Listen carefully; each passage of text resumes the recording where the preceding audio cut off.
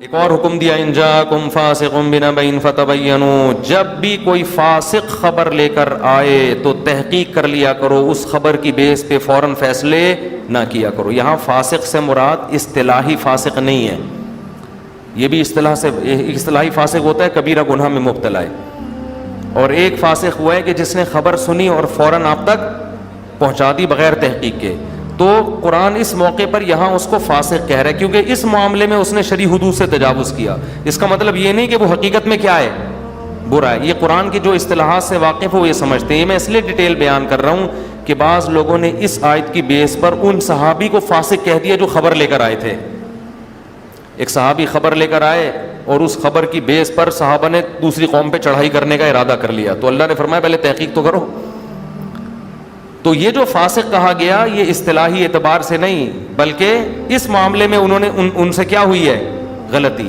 اب اس میں ڈیٹیل میں جاؤں گا تو پورا بیان اسی پر ہو جائے گا، اس لیے مختصر اتنا فی الحال کافی سمجھے تاکہ جو ہم اصل موضوع ہے وہ نہ رہ جائے۔ تو ہمیں اس آیت میں اللہ نے بتا دیا بغیر تحقیق کے باتیں آگے بولو مت پھیلائے کرو۔ اور آج کل یہ گناہ جتنا زیادہ ہو رہا ہے نا ہول سیل کے حساب سے، کوئی خبر آ جائے فرانس نے ایک فلم بنا لی ہے جس میں یوں کر دیا، بڑے فلم بنا لی، پوچھو تو صحیح بنائی بھی ہے کہ نہیں بنائی ہے، فلاں نے یہ کر دیا، فلاں نے یہ کر دیا۔ تو ہر آدمی، حکومت نے ایسا کر دیا، مخالفین نے یہ کر دیا، کچھ پتہ نہیں ہوتا، بس اچھا لیبل اچھے لگا کے لوگوں کو الو بنایا جا رہا ہوتا ہے۔ کوئی بھی آ کے آپ کو بتا دے نا فلاں نے توہین رسالت کی ہے، جا کے پکڑو مارو، ڈیلیٹ ہو جائے گا وہ بندہ۔ لوگ مجمع دیکھتے ہیں، پبلک کو دیکھتے ہیں۔ میں اس موقع پر اکثر اپنا ایک واقعہ بتاتا ہوں۔ ہمارے اسکول میں بادام کا درخت تھا، اس کے نیچے کوئی رسی پڑی ہوئی تھی، کیا تھا، دو لڑکے گئے، انہوں نے کہا اڑے سانپ، وہ شرارتی تھے نا، انہوں نے ایسے کہا دیکھیں بھی ہوتا کیا، اڑے سانپ اڑے، تو ان کو دیکھ کے دو چار اور آ گئے۔ اب ان کو کان میں کہا جانا نہیں، رسی پڑی ہوئی ہے، کھڑا رہے یہاں پہ، بس سانپ صاف کر کے۔ 8-10 آدمی جمع ہو گئے۔ جب 8-10 آدمی کہیں جمع ہو جائے نا ایک پلان کے تحت، تو اب لوگ آٹومیٹک خودکار مشین کی طرح کام کرنا شروع۔ اب ان 10 کو دیکھ کر سارے طلبہ کلاسوں کی کھڑکیوں سے چھلانگ لگا کے آ رہے ہیں، یار کچھ چکر ہے، وہ بادام کے درخت کے نیچے مجمع لگا، کچھ ہوا ہے۔ اب آ رہے اڑی اڑی یوں کر کے نا۔ اب شروع میں 8-10 نے تو پلان بنایا ہوا تھا، پلان تو 2 نے بنایا تھا، انہوں نے پھر کر کے نا ان کو روک کے رکھا تھا بس۔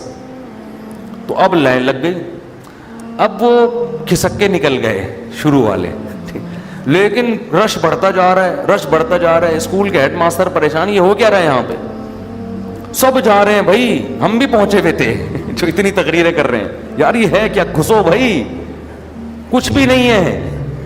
لیکن آپ بتاؤ گے بھی نا لوگوں کو بھائی کچھ نہیں ہے، لوگ کہتے ہیں جب نہیں ہے تو اتنی پبلک کیوں کھڑی ہوئی۔ یہ ہوتا ہے جھوٹی خبروں کا، کہ کچھ بھی اڑا دو کسی کے بارے میں بھی، بدنام کرنے کے لیے، اپنی ٹھڑک نکالنے کے لیے دشمنی کی، بس چاہے حکومت سے کبھی ٹھڑک نکالی جاتی ہے، کبھی حکومت اپنی ٹھڑک نکالتی ہے، تو یہ سب کام ہول سیل کے حساب سے چل رہے ہوتے ہیں، کوئی حقیقت میں گھس کے تحقیق کرنے کی کوشش نہیں کرتا۔ اسی وجہ سے آج کل میں بیانات داغنا میں نے چھوڑ دیا ہے۔ بہت سے ہاٹ ایشوز ہوتے ہیں، لوگ مجھے کہتے ہیں آپ کا بیان کیوں نہیں آ رہا، مجھے پتا ہوتا ہے ابھی میں نے بیان دیا، بعد میں مجھے چینج نہ کرنا پڑ جائے جب حقیقت پر اطلاع ہوگی۔ حقیقت پر مطلع ہوتا ہے، پتہ چلتا ہے تو شروع سے ہی ڈرامہ چل رہا ہے، تو اس لیے ہم خاموشی۔ پھر اس پہ لوگوں کے تانے ہوتے ہیں حکومت کے پٹھو بن گئے، کوئی کہتا ہے فلان کا پٹھو بن گیا۔ او بھائی جس کے بھی آپ بولو، جب تک گہرائی میں گھس کے 100% تحقیق نہیں ہوگی ہم چپ ہی رہیں گے، ٹھیک ہے نا، جو مرضی، کیونکہ بولنا آسان ہے، چپ رہنا مشکل کام ہے۔ اور جب تک آپ کے پاس 100% کسی چیز کی دلیل نہ ہو، آپ کے لیے چپ رہنے میں ہی کیا ہے، عافیت ہے۔ اور ہر بات میں رائے قائم کرنا کوئی فرض نہیں ہے۔ تو یہ اللہ کا حکم ہے۔